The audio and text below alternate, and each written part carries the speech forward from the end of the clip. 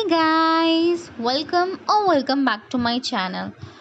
सो guys, आज फिर से मैं एक न्यू के ड्रामा को हिंदी डब करने वाली हूँ जिसका नाम है यू आर माई ग्लोरी।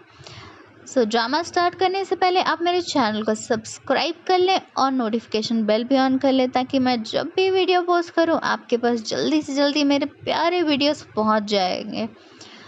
तो फिर ड्रामा को स्टार्ट करते हैं, जहाँ पे फर्स्ट सीन में एरोस्पेस एजेंसी की बिल्डिंग को दिखाया जाता है और यहाँ पर कोई प्रोजेक्ट को लेकर ग्वानजाई नाम का एक बंदा बहुत ही अच्छी तरह से प्रेजेंटेशन दे रहा होता है। और उसकी प्रेजेंटेशन ख़त्म होने के बाद वो बोलता है कि अगर आप सभी को किसी भी प्रकार का क्वेरी है तो आप मुझे पूछ सकते हैं, जिसके बाद पूरी ऑडियंस में हलचल पैदा हो जाती है।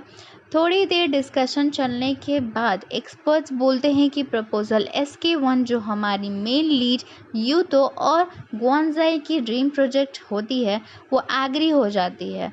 बट यहाँ पर जो हमारा मेन लीड है यूतो वो खुश नज़र नहीं आता और वो आसमान को देखकर बहुत ही उदास नज़र आता है।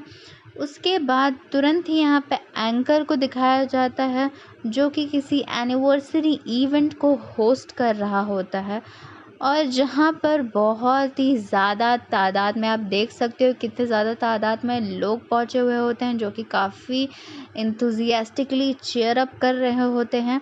यहीं पर सीन चेंज हो जाता है जहाँ पे एक बंदी को दिखाया जाता है। हाँ, यही बंदी जो कि वेदर और ट्रैफिक अपडेट ले रही होती है और ये बंदी हमारे मेन लीड एक्ट्रेस जिंग जिंग के रूम में जाकर उसको बोलती है कि हमें जल्दी निकलना चाहिए क्योंकि बाहर काफ़ी ज़्यादा ट्रैफिक है और बहुत ही ज़्यादा ठंडी पड़ने वाली है, तो तुम एक जैकेट भी ले लेना।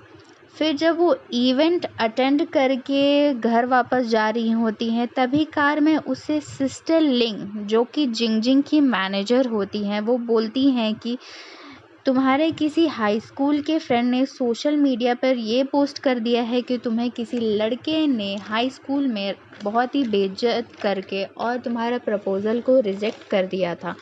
तो जिंग जिंग सिस्टर लिंग से फ़ोन लेकर देखने लगती है कि जिसमें बहुत सारे उसके एक्स क्लासमेट उसको बहुत ही ज़्यादा बुरा भला बोल रहे होते हैं और कुछ तो ये भी बोल देते हैं कि पहले जिंग जिंग इतनी सुंदर नहीं दिखती थी बट वो प्लास्टिक सर्जरी करवा रही है जिसके वजह से वो सुंदर बन गई है। तभी ये सब पढ़कर जिंग जिंग की असिस्टेंट गुस्सा हो जाती है और उसी वक्त सिस्टर लिंग उससे काम डाउन होने को बोलती है और वो जिंग जिंग से ये भी पूछती हैं कि क्या ये सब सच है। तो जिंग जिंग फट से बोलती है कि हाँ, इसमें कुछ बातें तो सच है बट कुछ बातें तो काफ़ी ज़्यादा झूठ है। जैसे कि ये बात कि मैं अगली दिखती थी वो तो बिल्कुल ही झूठ और फेक है, बट उसने मुझे रिजेक्ट किया था ये बात सच है। तो दोनों जो असिस्टेंट और जो मैनेजर होती है वो बहुत ज़्यादा शॉक हो जाती है और जिंग जिंग को देखने लगती है। तभी जिंग जिंग अपने पास्ट को याद कर कर बोलती है कि वो लड़का बहुत ही ज़्यादा क्यूट और स्मार्ट हुआ करता था। तो सिस्टर लिंग जिंग जिंग से पूछती हैं कि क्या सच में ऐसा सोचता था वो कि तुम एक डम लड़की हो इसलिए उसने किसी और लड़की को चूज़ किया और तुम्हें रिजेक्ट कर दिया। तो जिंग जिंग एटीट्यूड में बोलती है कि मैं डम नहीं हूँ, तुम डम हो, ओके, क्योंकि मैंने ग्रेजुएशन कंप्लीट किया है। और तभी दोनों असिस्टेंट और जो मैनेजर होती है वो हंसने लगती है। तो जो जिंग जिंग होती है वो अपनी बेस्ट फ्रेंड पेपे को वो सब सारे कमेंट जो उसके बारे में लोग इतनी गंदी गंदी बातें बोल रहे थे उसका स्क्रीनशॉट लेकर वो अपनी फ्रेंड को भेजती है और उसकी फ्रेंड इतनी अच्छी होती है कि बोलती है, उसे समझाती है और अप्रिशिएट भी करती है कि ये सब महज एक बातें हैं जो लोग तुमसे जलते हैं वो सब तुम्हारे बारे में बोल रहे हैं, क्योंकि मुझे और सबको पता है कि तुम बचपन से ही बहुत ज़्यादा सुंदर थी। उसके बाद वो थोड़ी देर सोचती हैं कि मैं ये बात बताऊँ या ना बताऊँ, फिर वो बोल ही देती हैं कि तुम्हें पता है कि यूतो और उसकी GF शाया किंग का ब्रेकअप हो चुका था जब वो लोग यूनिवर्सिटी के 4th ईयर में थे तब। और अभी तो ये भी पता चला है कि जो यूतो है वो शंघाई में है। और ये बात सुनकर जिंग जिंग जो होती है वो पहले तो थोड़ा खुश होती है और उसके बाद वो उदास होकर वो याद करने लगती हैं कि कैसे पास्ट में उसे यूतो ने ये बोलकर ही रिजेक्ट कर दिया था कि मुझे कोई ऐसी लड़की चाहिए जो कि फ्यूचर में मेरे साथ काम कर सके और थोड़ी इंटेलिजेंट हो। तभी जब वो सो सोते रहती है, तभी उसको अचानक से सिस्टर लिंग जगा कर बोलती है कि क्या तुम ऑनर्स ऑफ किंग खेलती हो? तो वो काफ़ी एकदम हैरान हो जाती है कि ये क्या बोल रही है अभी। तभी यहाँ पे सीन कट हो जाता है और डायरेक्ट सीन जो होता है वो जिंगजिंग के रूम का दिखाया जाता है, जहाँ पर सिस्टर लिंग और जिंगजिंग उसके रूम में बैठी होती हैं और सिस्टर लिंग उसे कॉन्ग्रेट करती हैं, टॉन्ट करके बोलती हैं कि वाओ जिंगजिंग, अब तो तुम विबे में भी फेमस हो गई हो। देखो सब जगह ये ट्रेंड हो रहा है कि जिंगजिंग एक फेमस गेमर है और ये देखकर पूरी एंटरटेनमेंट इंडस्ट्री में पूरी तरह लहर सी आ गई है। सिस्टर लिंग जिंगजिंग से ये पूछती हैं कि क्या तुमने ये गेम खेलना शुरू किया था? तो जिंगजिंग भी थोड़ी डर कर बोल ही देती है कि हाँ, जब मैं पिछले साल शूटिंग के लिए गई थी तब मैंने ये गेम खेला था। तभी सिस्टर लिंग उसको बताती है कि क्या तुम्हें ये नहीं पता है कि इसमें कोई भी व्यक्ति जो है वो स्पेक्टेटर बनकर तुम्हारे गेम को वॉच कर सकता है और इवन तुम्हारे गेम को रिकॉर्ड भी कर सकता है। तभी जो जिंगजिंग होती है वो बोलती है कि क्या, मुझे तो ये सब पता ही नहीं था कि इस गेम में ऐसा भी फंक्शन एग्जिस्ट करता है। तभी जो सिस्टर लिंग है होती हैं वो बोलती हैं कि तुम्हें नहीं पता था कि क्या ये गेम में रिकॉर्डिंग हो सकती है या फिर नहीं आता है।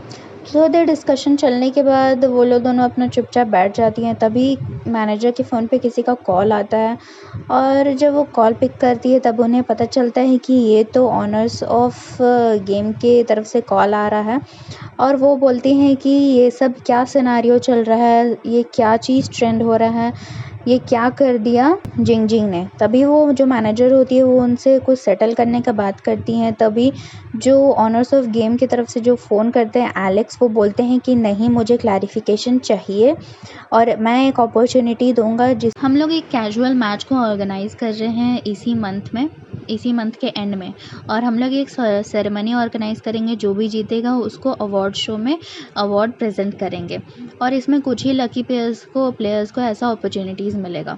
इसमें 2 टीम्स होंगी और यहाँ पे प्रोफेशनल मैच होगा जिसमें कि 6 प्लेयर्स होंगे और ये लोग दोनों को अलग-अलग टीम में डिवाइड किया जाएगा और उसमें जिंगजिंग को खेलना पड़ेगा। तब मैनेजर थोड़ी घबरा जाती है और बोलती हैं कि प्लीज़ तुम लोग मैनेज करो कैसे भी करके। तो वो बोलती कि नहीं, अब कोई भी तरह से मैनेज नहीं हो सकता। तो मैनेजर एक और बात बोलती हैं कि ये तो हमारे कॉन्ट्रैक्ट में नहीं था कि ऐसा जिंगजिंग को करना पड़ेगा। तभी वो जो एलेक्स होता है वो भी बोलता है कि तो ये भी तो नहीं था ना कॉन्ट्रैक्ट में कि ये वीडियो लीक हो जाएगा और हमारे जो गेम है उसका पॉपुलैरिटी ख़राब हो जाएगा। तभी जिंगजिंग बोलती है कि ठीक है, मैं करूँगी मैच। और उसके बाद जो एलेक्स होता है वो बोलता है कि किसकी आवाज़ आई पीछे से? तो वो बोलती है कि ठीक है, ये तो जिंगजिंग की आवाज़ थी और जिंगजिंग मान चुकी है गेम खेलने के लिए।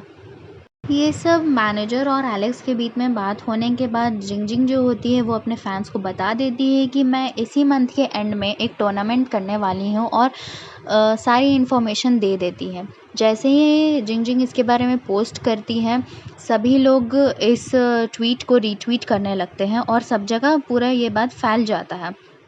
तभी जो एलेक्स होता है वो बोलता है कि अगर वो इस टूर्नामेंट में जीतती है तभी हम उसे इंडोर्सर बना के रखेंगे, नहीं तो हम उसे इंडोर्सी का पोस्ट से हटा देते हैं।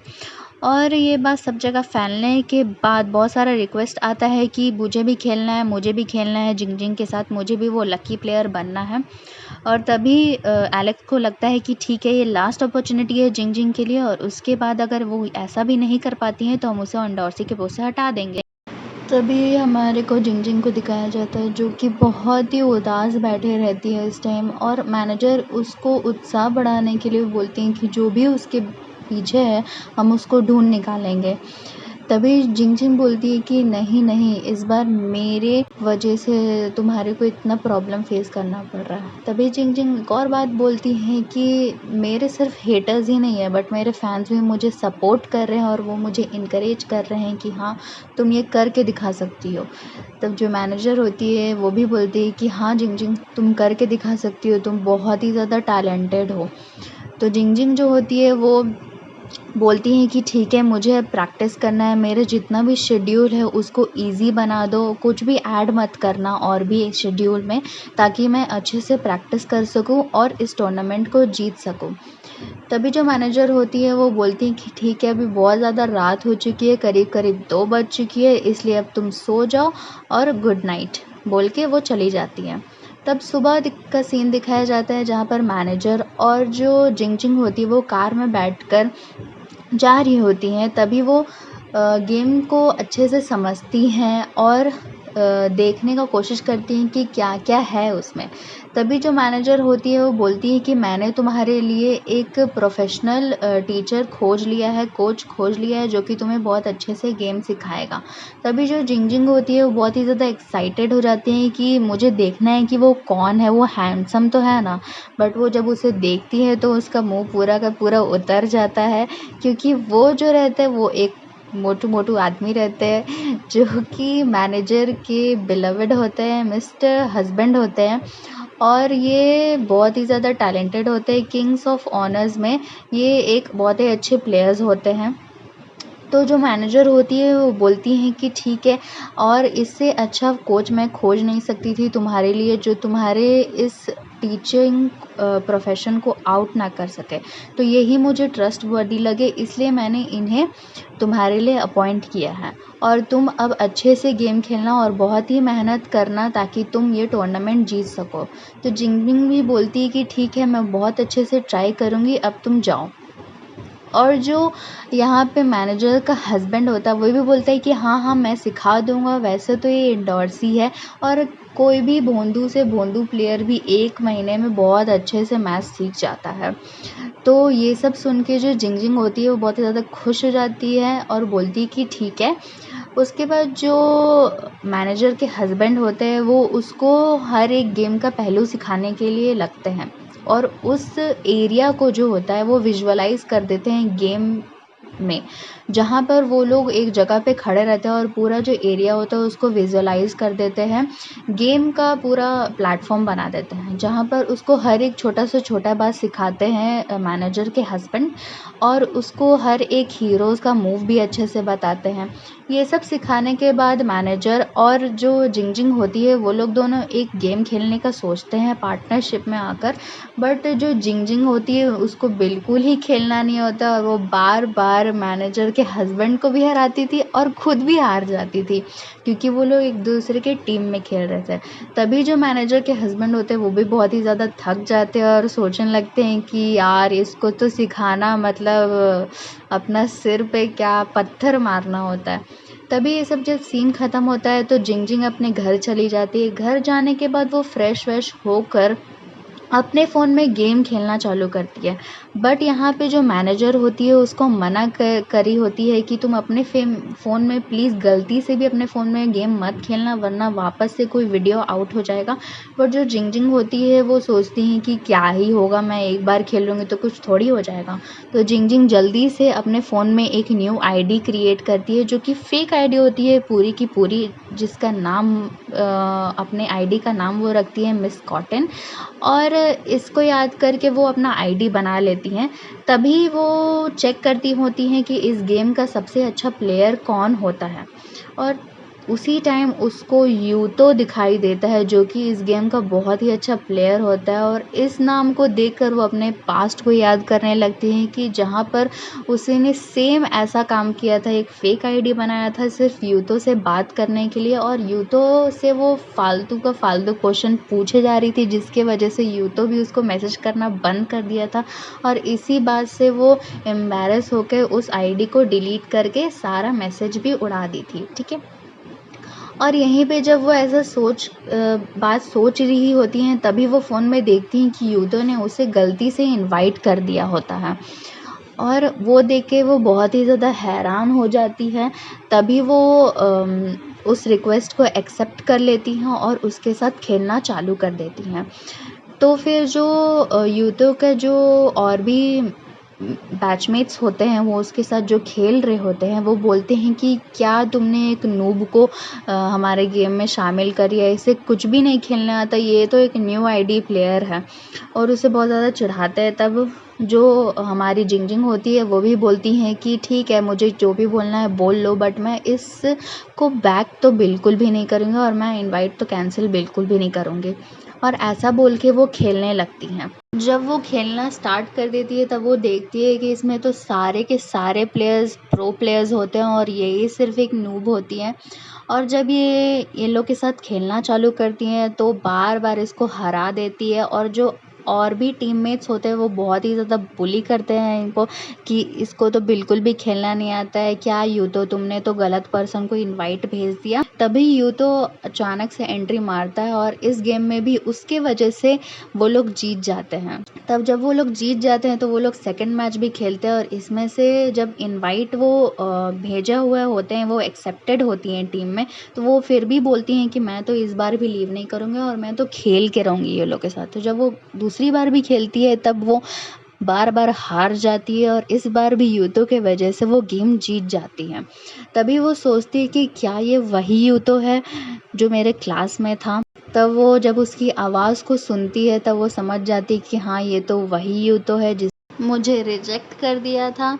और वो बहुत ज़्यादा खुश भी होती है और दुखी भी होती है, और यहीं पे गाइस हमारे एपिसोड एंडिंग हो जाती है।